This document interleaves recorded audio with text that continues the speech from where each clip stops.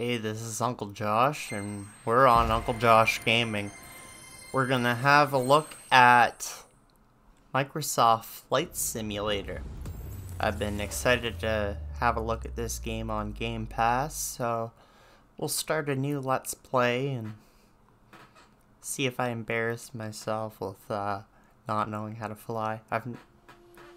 I think I played Flight Simulator X, but not for any great length of time.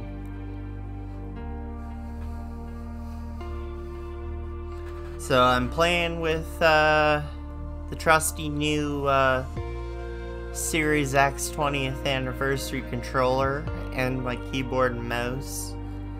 I took the liberty of setting everything up already for scrub level, entry level, so we'll see if I can work my way through this and improve on the fundamentals, I guess, of flying, and see if I can increase the skill and difficulty level.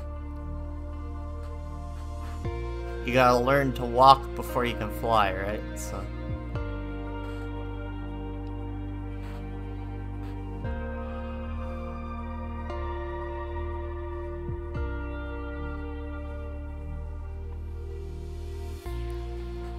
that's kind of cool.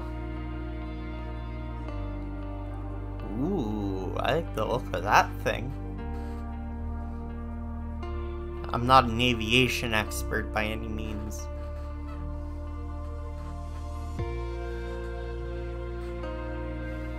Looks like a glider for the training mission. Okay, so here we are, we're on the welcome page, so I can either start my journey, enjoy an easy airborne flight around iconic and beautiful locations, world map, create a flight plan and explore the world in free flight mode, flight training, learn fundamental skills and techniques to fly like a professional, which I'll probably end up doing, and activities, test your skills with landing challenges, bush trips, and more. And then the marketplace for your downloads and world updates and other free content. Actually, I might have a look on here. Let's see what we got. Let's see if there's any good free stuff on here.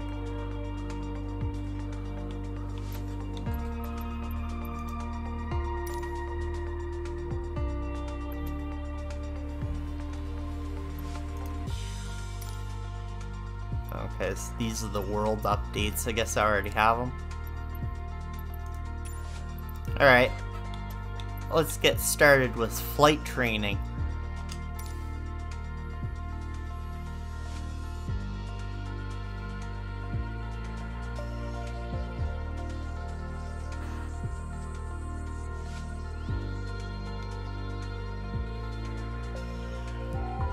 I'm guessing it's loading.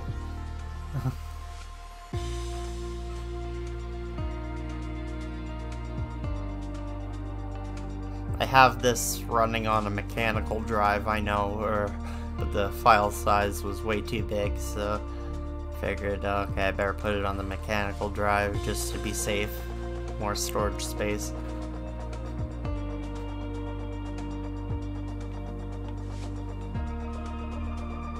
Oh, okay, here we go. Never mind.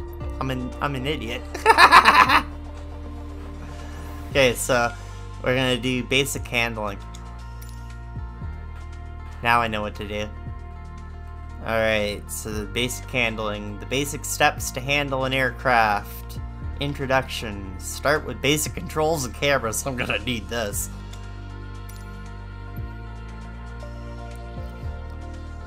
Alright, so Textron Aviation, a Cessna 152.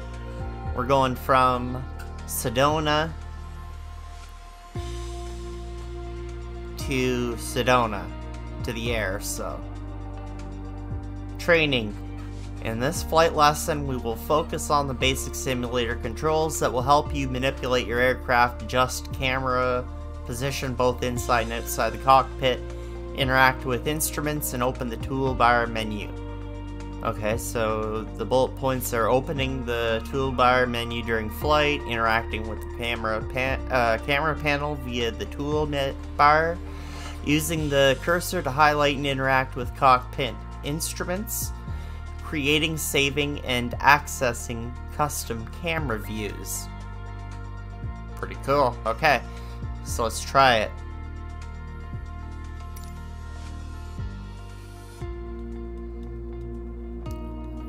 So these are the components: aileron, flaps, rudder, elevator, and the trim elevator.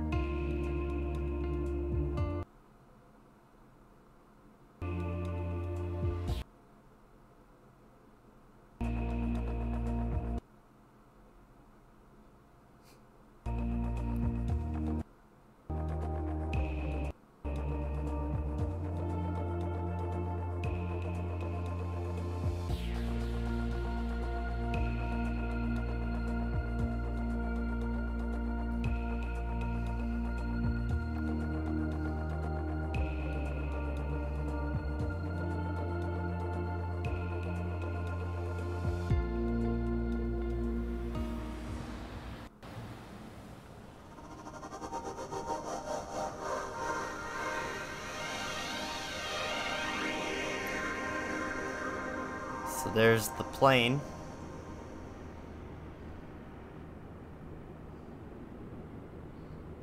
It's 4:40 p.m. I'm ready. Welcome to Sedona. I'm Captain Jess Molina, and I'll be your instructor. For this lesson, we're going to start on the ground and focus on some basic concepts. Fundamentals every pilot needs to know before hitting the skies. This is your plane, a classic, the Cessna 152. Take a look around it. In the simulator, anytime you want, you can easily switch to cursor mode. Okay, cool. The cursor is handy for interacting with menus and cockpit controls or instruments. As you can see, activating the cursor also displays the toolbar. The toolbar is a quick access menu that allows you to control various aspects of the simulation. Try to find and open the Basic Controls panel. The Basic Controls panel is a useful reminder of the button layout for the devices you're currently using. Now try to find and open the camera panel in the toolbar. Okay. The camera panel allows you to access the various views and camera modes of the simulation. Go ahead and close all the panels for now.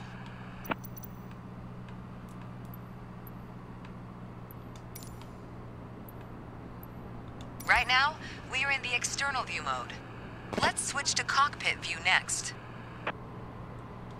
In front of you is the yoke, the primary means of controlling the aircraft. In the simulation, you'll be controlling the aircraft with your peripherals of choice.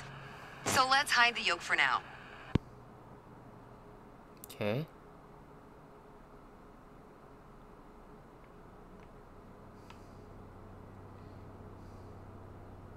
Some instruments allow multiple interactions. For example, rotating a dial clockwise or counterclockwise. In these cases, you need to lock the cursor onto them in order to interact. For example, take a look at the clock in the middle of the dashboard. Go ahead and lock the cursor on it. Now change the clock time.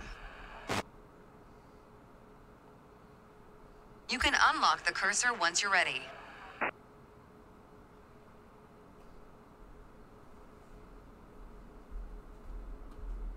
For now, we're done with the cursor, so go ahead and hide it. All right, as we've seen, when you want to look around you, it's easy to rotate the camera. But you can also move it freely in the cockpit to get a better view of anything you want to see. Even through a window to look outside.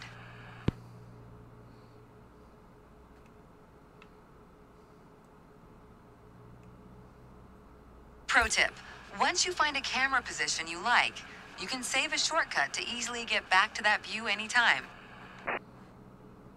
Okay, so we're gonna go save it, I guess. Now, reset the camera to its original position.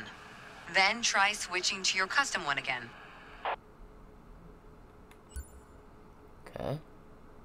Alright, that covers all the main camera functions available in the simulation. Try to familiarize yourself with them a bit more. Then reset the camera to its original position whenever you're done. Great.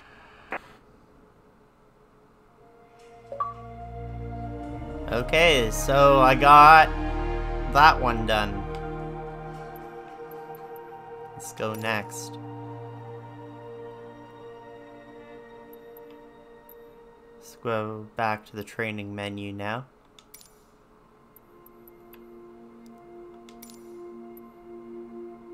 So now we're gonna do Aircraft Essentials, learn about yoke and reading basic instruments.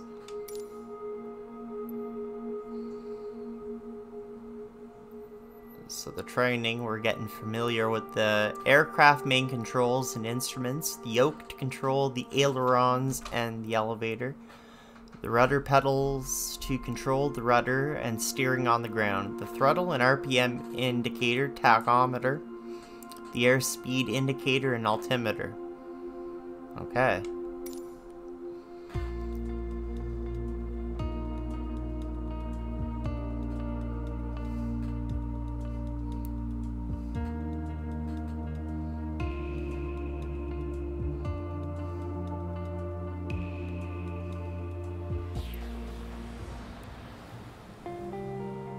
Alright, runway. Yeah, we're at 4:40 p.m. Let's get you familiar with the aircraft, a Cessna 152, and a few commands to navigate it through the skies. In front of you is the yoke. The yoke is like a steering wheel, more or less. Turn it left or right to control the ailerons and bank the aircraft into turns. Look at the trailing edge of the wings while turning the yoke to see the effect on the ailerons. Okay. Here we go, I see it. Now, the difference between the yoke and a steering wheel is you can pull or push on the yoke. This controls the elevator at the back of the aircraft to make it climb or descend. Okay. Look at the horizontal stabilizer while you pull on the yoke. You can see how it affects the elevator.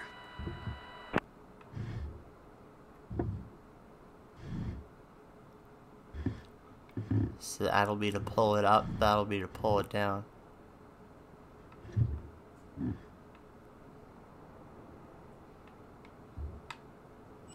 Nice. Down at your feet are the rudder pedals. They steer the aircraft when you're on the ground. The upper part of the pedals also control your brakes. Okay. In the air, they control the rudder at the end of the vertical stabilizer to yaw the aircraft. This is mostly for small corrections, for coordinating turns or compensating for a plane's tendency to pull left during takeoffs and climbs. Look at the vertical tail while operating the pedals to see the effect on the rudder. Okay.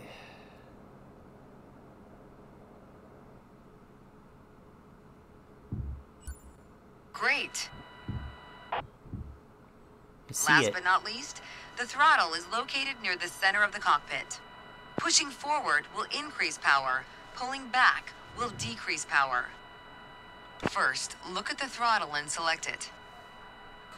Okay, got it. Keep it selected and push it forward to increase power. Power is increased. Now, pull it back to decrease power. Ah, okay. Cool.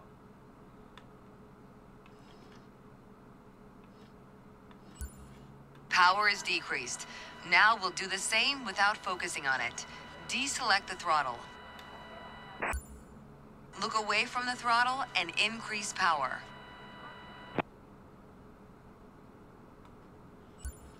Set your throttle to idle. Excellent.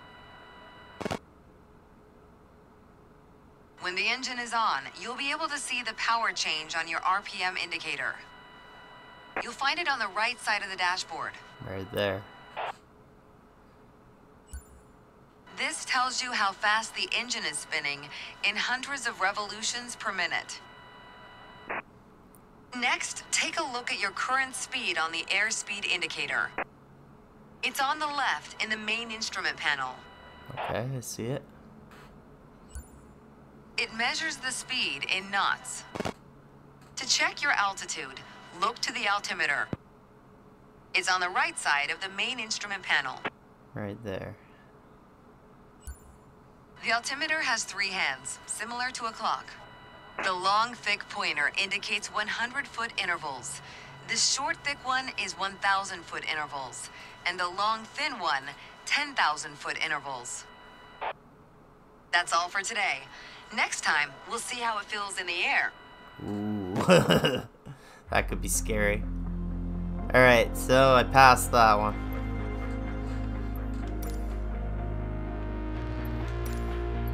Let's head back into the training. Familiarization Flight. In this lesson, you will get familiar with the aerial surroundings of Sedona and perform some simple maneuvers under close supervision from your instructor. Quick view to look around, smart cam to automatically focus on a point of interest, in this case Sedona Airport. Pitch up and down, and turns. Oh, okay. Let's fly.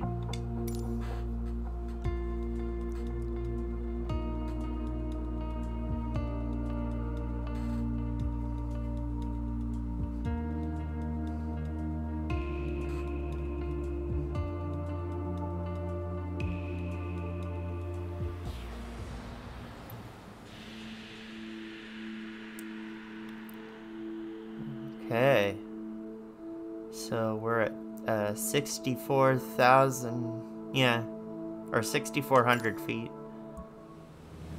I've got to say, you chose a great day to go flying. This session, we'll get started with some basic controls. Sound good? Sounds great. First things first, let's get familiar with your surroundings. Out your side windows, you can see we have great visibility over Sedona today. This is Red Rock territory. Beautiful, isn't it? Looks pretty good. See if you can spot the Sedona Airport. The runway should be a pretty easy landmark to find. There you go. Visual confirmation on the airport. I got it.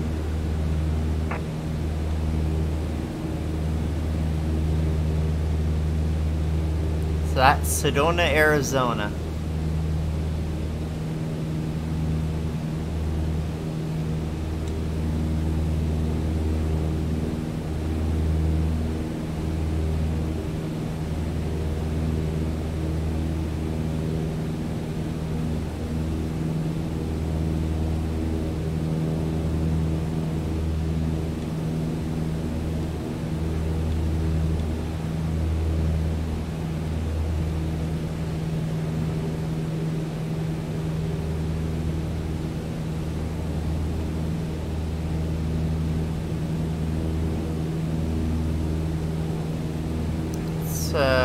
Yeah, I'm playing on low, so... We already talked about basic controls while we were on the ground. Time to see how it all feels in the air.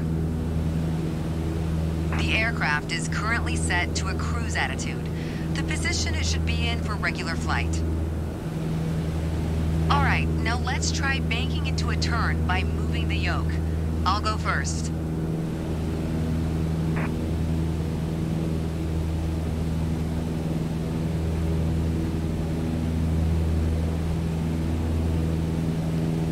Okay.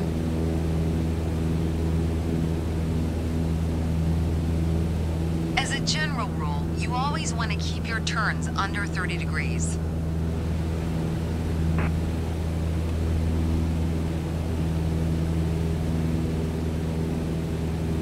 Go ahead and try rolling to the right. You have controls. Turn right, toward the city of Sedona.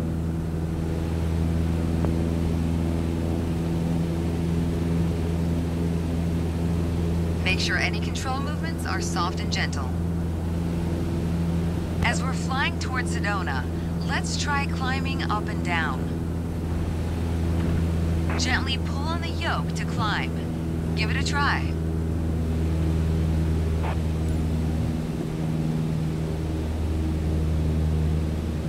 Next time, be a bit more gentle on the controls. Yeah.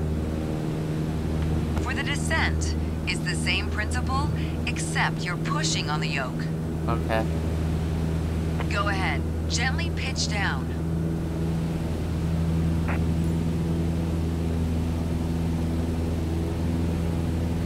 That's good.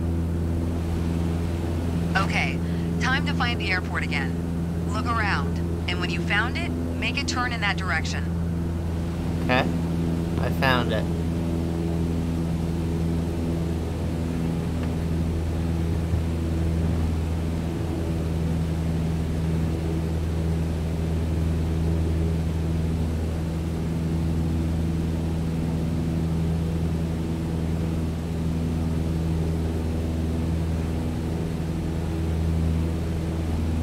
Make sure any control movements are soft and gentle. Now that you're more familiar with the aircraft and the surroundings, the next step is to go deeper into handling and techniques. Soon enough, you'll be able to enjoy trips all on your own.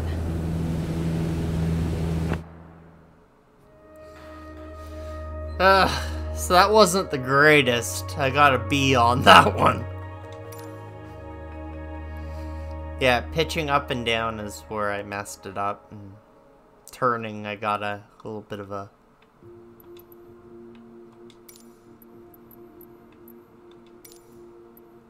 Alright. Attitude, pitch. Attitude refers to the aircraft's nose position relative to the horizon. There are 3 pitch attitudes controlled by the elevator, and in this lesson you will learn to climb, cruise, and descend. In the image to the right, the dashed lines represent where you will see the horizon in your windshield during climb or descent. You will also discover the relationship between pitch and speed. Pitching up will cause the speed to decrease, while pitching down makes speed increase.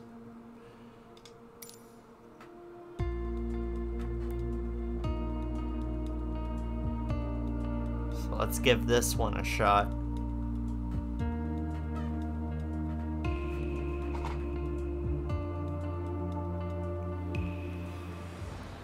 It's 440. Wind is 2.00 knots. To help demonstrate pitch, I've drawn 3 lines on the windshield. Okay. Notice how the middle line matches the horizon while we're flying level. Yeah. This is the cruise attitude. The lower dotted line is the climb attitude, and the upper one is the descent attitude. Let's dig deeper into what that means. Pull back gently on the yoke until the climb attitude line matches the horizon. Then maintain that attitude.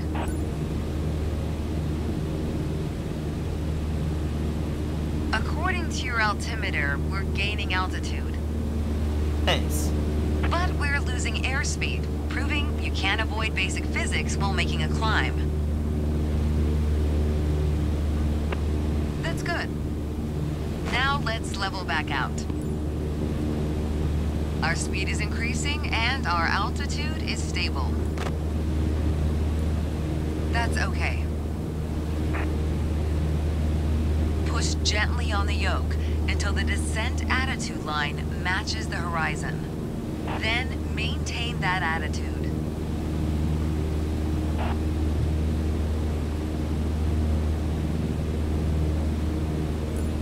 There, like that. As expected, with the nose down attitude, our altitude is decreasing while our speed is picking up.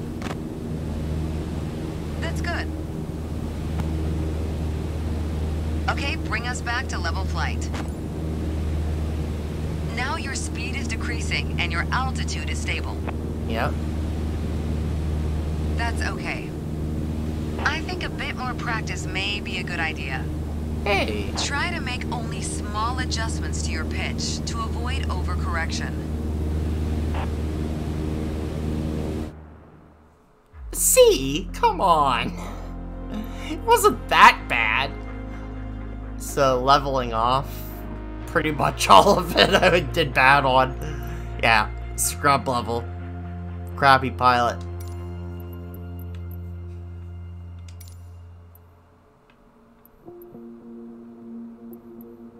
Turds roll.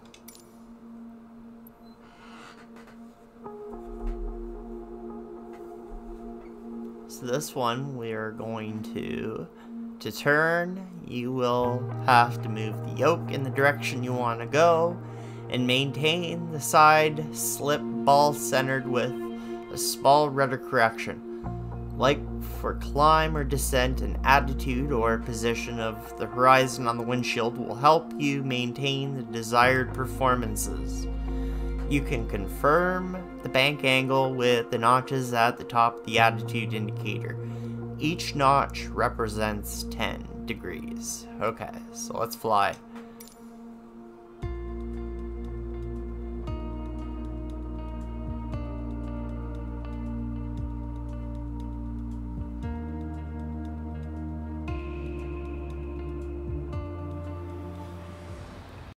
It's 442 at 2.00 knots.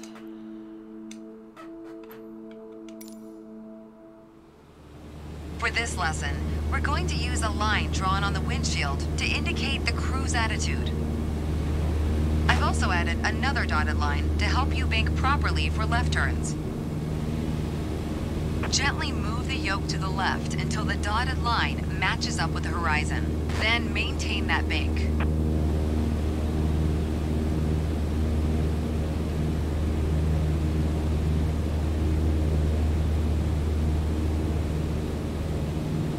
I did do it. Go ahead, turn the yoke gently toward the left when the dotted line. Ah, okay. There we go.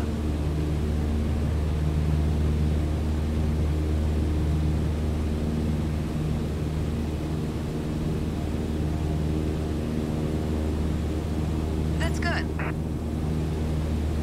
Watch your altitude. It wasn't constant during the turn. Huh? Now let's see you level back out.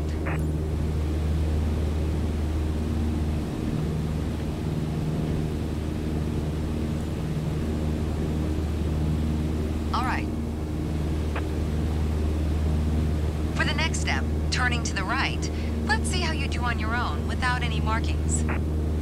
At the top of your attitude indicator, there's a series of notches representing 10 degrees each. Okay, I see As a them. general rule, you always want to keep your turns under 30 degrees.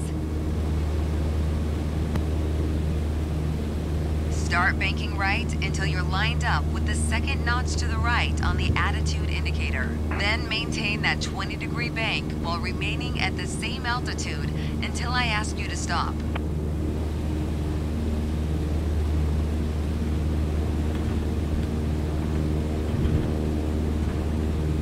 Oh my. Okay.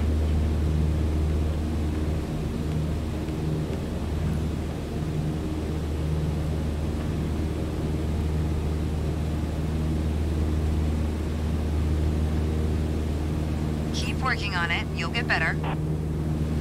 I messed it up. Keep working to maintain a constant altitude during the turn. Level us back out now.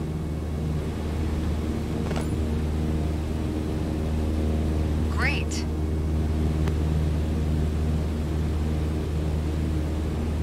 Small corrections on the yoke will lead to more accurate turns. I did level out. Okay, I got a B though.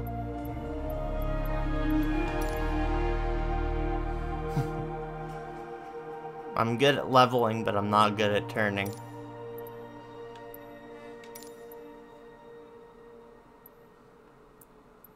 The basics of power management. Power settings. Let's do this one. The throttle is the command to adjust the aircraft power setting displayed on the RPM tachometer.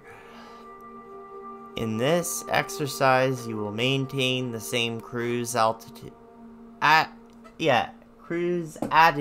and increase the RPM to see the effect of power change on the airspeed and altitude. Alright.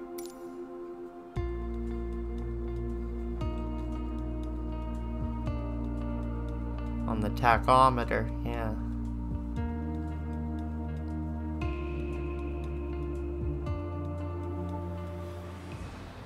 It's 4:40 p.m. in Sedona, 2.00 knots. Let's talk about the throttle. If you have the need for speed, then the throttle's for you. Full control over the power output of the engine. In the Cessna 152, that relates directly to the RPM displayed on the tachometer. Pull back on the throttle to reduce RPM to 1800.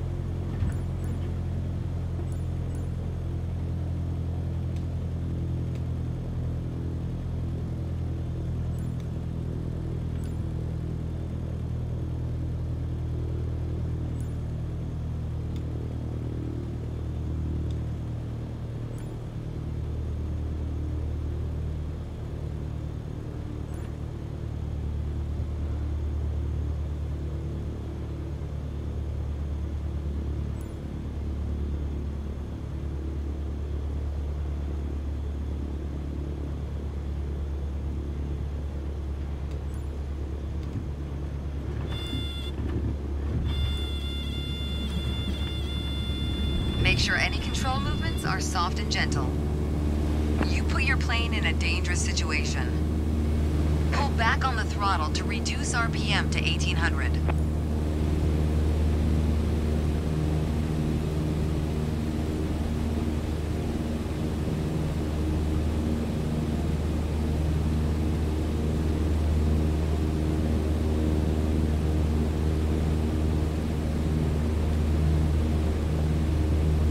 Back on the throttle. You want to reduce RPM to 1800.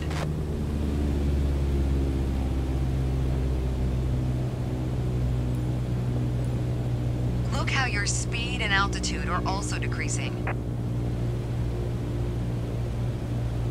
I see it. Excellent.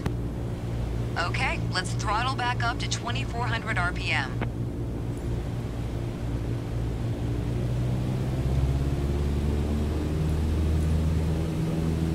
Your speed is increasing now. As long as you maintain the same attitude, your altitude will keep climbing as well. Nice. That was excellent. With piston planes like this Cessna, it's common to have power targets defined in RPM.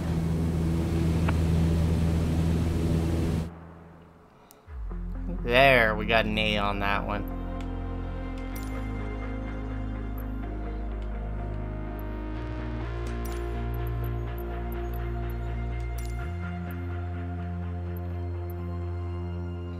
Straight and level flight. Managing trim for smooth flight. Familiarize yourself with the attitude, pitch, and power relationship. Changing one or both will result in a difference in speed, attitude, or heading. Attitude plus power equals performance. You will also discover the trim wheel to help you maintain a desired attitude. Accelerate, decelerate at a level altitude. Refine aircraft handling skills. Okay.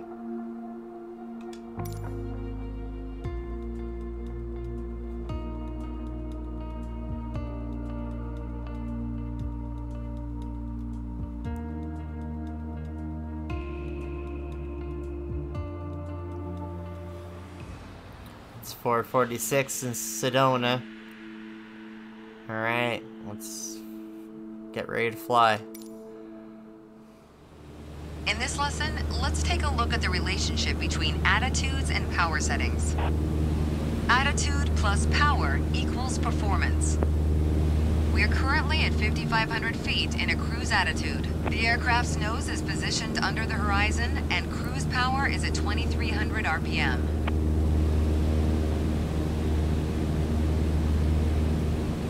Okay. Try to reduce power to 2,000 RPM while maintaining 5,500 feet.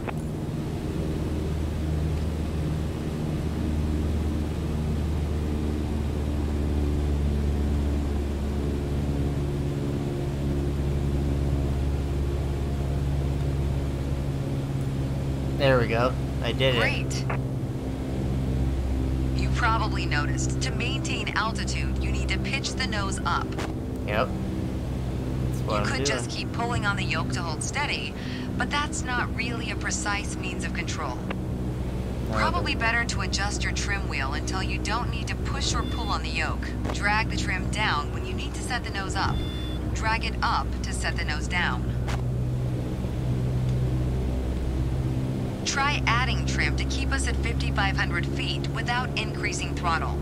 You put your plane in a dangerous situation. You probably noticed, to maintain altitude, you need to pitch the nose up. You could just keep pulling on the yoke to hold steady, but that's not really a precise means of control. Probably better to adjust your trim wheel until you don't need to push or pull on the yoke. Drag the trim down when you need to set the nose up. Drag it up to set the nose down. Make sure any control movements are soft and gentle. Try adding trim to keep us at 5,500 feet without increasing throttle.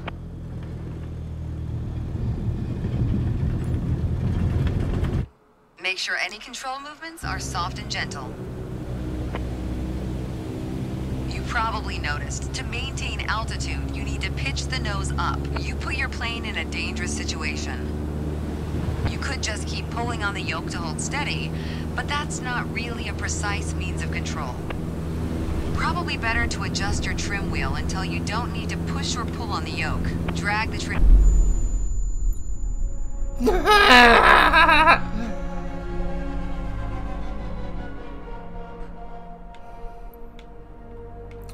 So yeah, this was a first strike segment of Microsoft Flight Simulator here on Uncle Josh Gaming with me, Uncle Josh.